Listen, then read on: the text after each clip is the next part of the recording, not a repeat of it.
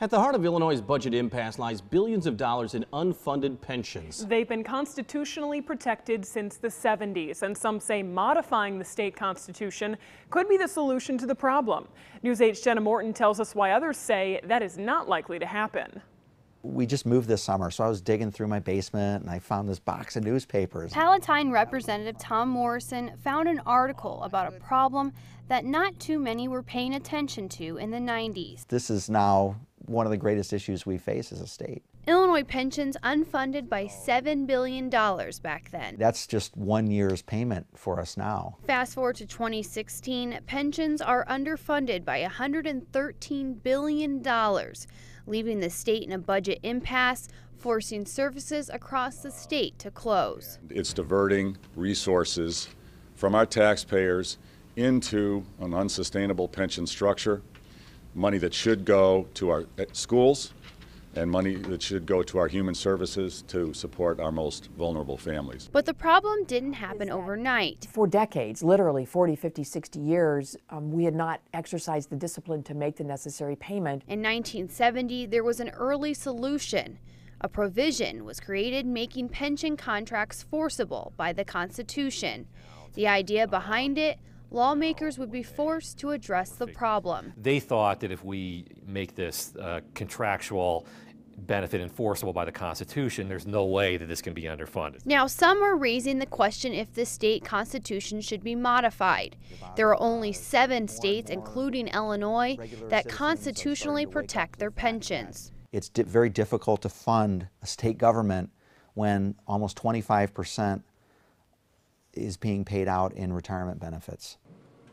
In 2013, the Supreme Court struck down a pension reform plan, stating it was unconstitutional, making it clear current employees' benefits cannot be touched. But Representative Tom Morrison says he has a plan that isn't illegal and works like a 401k plan. The employers, be it a school district, a municipality, the state of Illinois, a university, would put in every employee's paycheck a set amount of money, a percentage for their future retirement. But then the taxpayers are not on the hook for those benefits, regardless of what happens to the economy, regardless of what happens to the population of the state. However, getting the state constitution changed would be tough.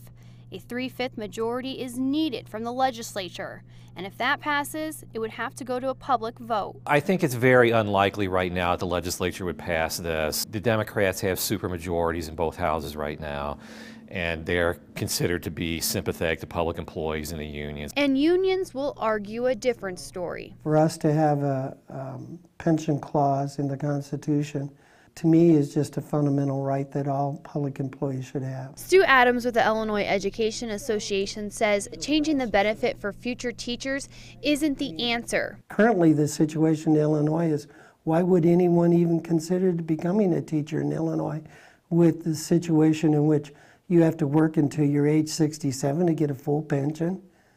I mean, to me, that's just primitive. Still, a change in the Constitution won't help the state's current problem. You'd have to wait at least till the next election, in 2016, but I think it's probably unlikely to be on the ballot even by then. So we're looking at 2018, probably at the soonest. While others say the right steps need to be taken now if Illinois wants to get back on its feet.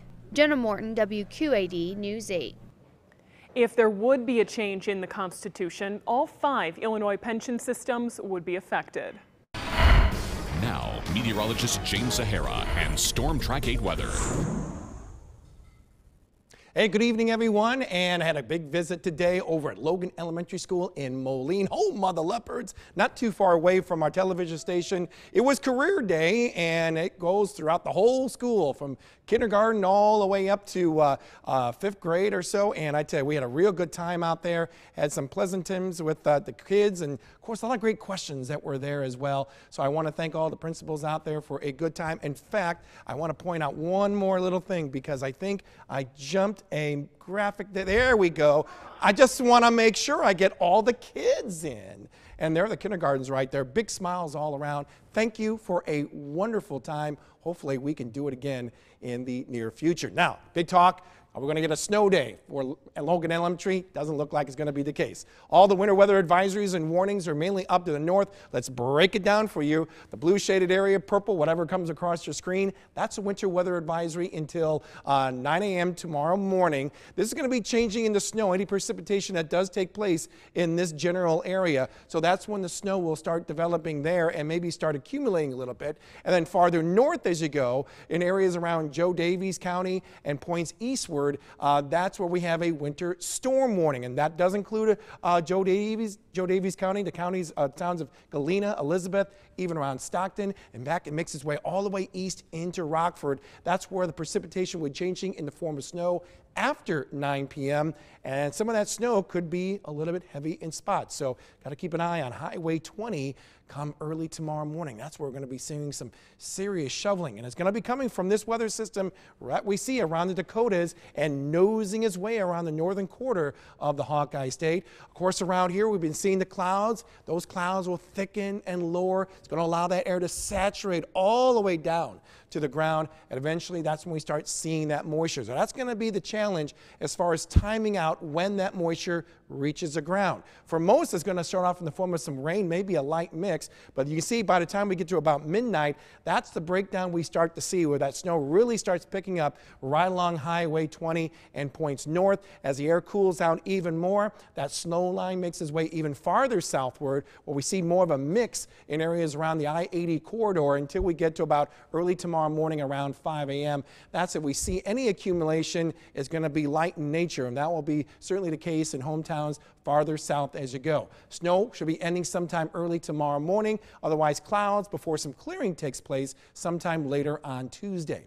Here's a breakdown as far as snowfall amounts. Not too much I see around the I-80 corridor, but points north, especially around Highway 30 and points north, that's where we see about maybe a solid 2. Some areas farther north, like around Galena, Savannah, maybe 5 inches of some of that wet snow that will be going on. How will that do as far as our temperatures? What type of impact? It's going to be pretty chilly out there. Numbers will be in the lower 30s, a brisk wind too, and that will keep temperatures from really climbing much at all, maybe around 35 degrees in Mount Pleasant, Burlington, Galesburg as well. In the Quad Cities, I'm only looking at a daytime high of 33 degrees. Once that system moves away, there's another chance for some snow possible, and that could be developing sometime by Wednesday evening before all this begins to move its way out of here come Thursday morning. That could have a little accumulation as well.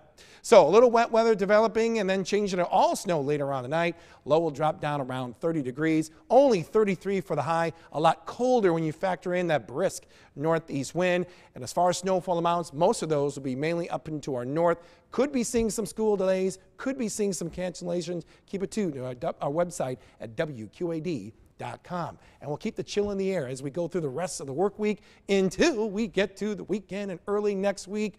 Oh my goodness, here we go. Jumping up those numbers again, 40s, 50s by Saturday and Sunday. Could be as warm as the mid-60s by early next week.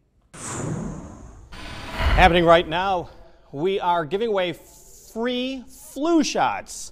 News 8 as well as Genesis Occupational Health. All you need is an arm for this shot. We want to tell you that it may seem odd that you're getting a flu shot in March, but actually the CDC is seeing increased numbers of flu cases in the Midwest, and it's never too late to get your shot. So once again, we want to let you know that we are going to be providing these shots here at the WQAD studios up until 6 o'clock. So you got another hour. They are free. Come by the station, 3003 16th Street, right here in Moline. Get your free flu shot today.